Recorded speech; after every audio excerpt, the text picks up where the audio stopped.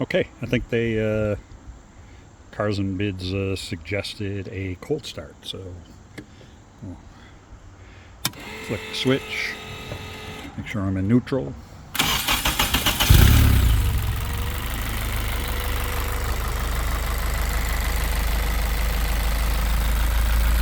Really runs nice.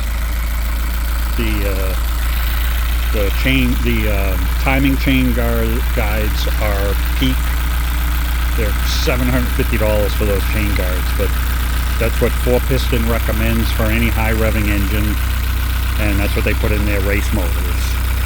So very expensive, but it's supposed to be the best. They said they were breaking things, and the timing chain guides were being destroyed, the stock ones, so they designed these. It's absolutely the right material, the Peak, because it's the material Peak is temperature resistant, wear resistant, chemical resistant, and really strong. I don't really like using Peak at work. I'm an engineer, but it's the right choice for this application. Oh, that was my fault.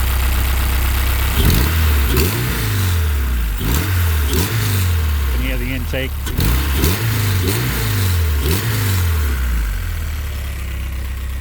Okay.